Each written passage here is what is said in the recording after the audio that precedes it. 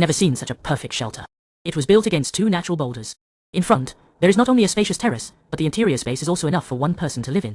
Plus, the fireplace in the corner provides continuous warmth, ensuring a comfortable environment, even when icy rain falls in the forest. The bloodstone in the mountains has not completely melted. Alone, Ali shouldered his backpack and walked towards the remote mountains.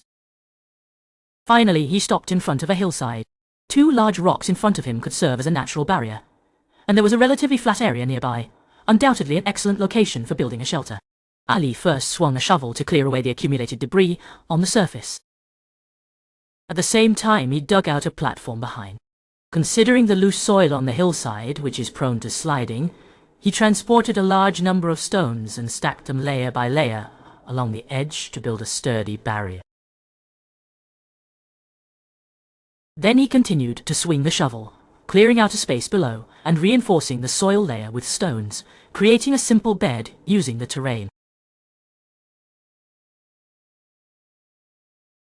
After completing the layout of the interior, he planned to clear out a space directly in front as a terrace area to further increase the usable area of the cabin.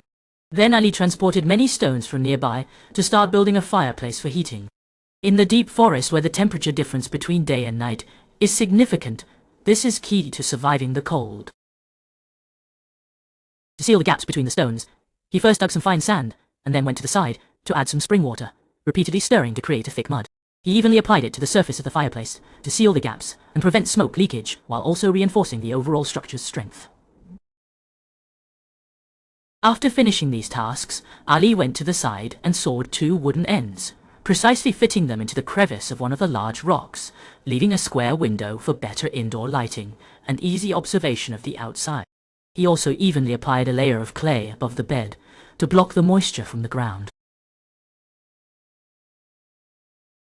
Taking advantage of the drying soil, he began to build the front wall of the cabin. First, he used wooden ends to piece together a rough frame, then transported stones from nearby to stack layer by layer along the edges of the frame, forming a thick and sturdy stone wall, leaving only a single-person entrance in the middle. He then filled the gaps with clay to strengthen the connection between the stones and prevent drafts. The remaining clay was not wasted, as it was evenly applied to the floor inside, which would become flat and hard after drying.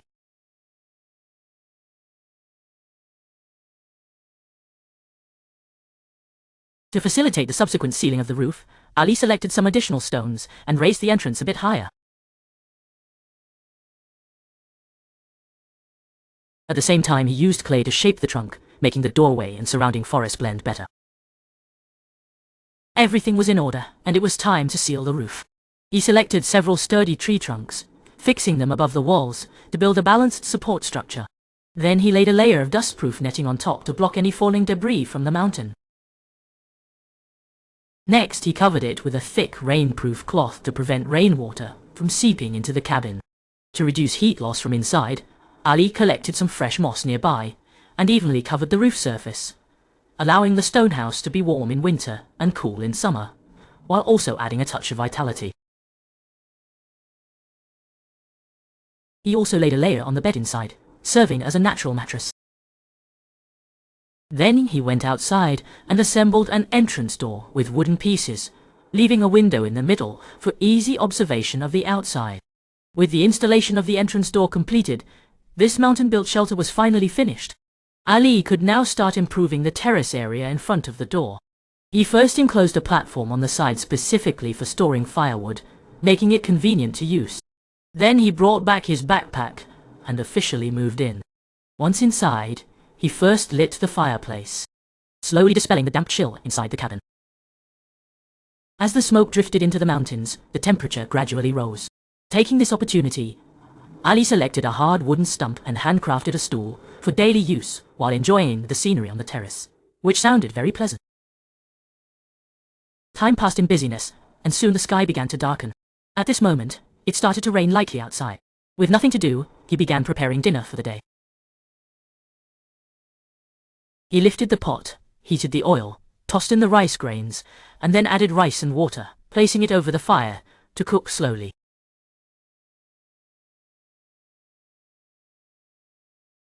With the main dish ready, he naturally couldn't forget the side dishes. He cut the chicken breast into small pieces and fried them in the pot until golden brown on both sides. Then he cut the tripe into small pieces and added them to the pot, stirring evenly. Finally, he added onions and chili to stew together.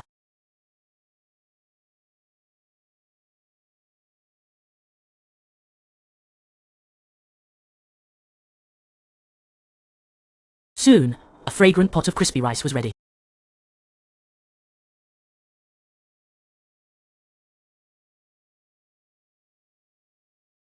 After eating and drinking enough, Ali stuffed some firewood into the fireplace and then lay back on the bed, starting his first night here. In the blink of an eye, it was the next day. Thanks to the continuous warmth from the fireplace, he safely spent the night. After getting up, Ali first went to the hillside behind the cabin to fetch some pure, unpolluted spring water. He set up a kettle to brew a cup of coffee to quickly energize himself.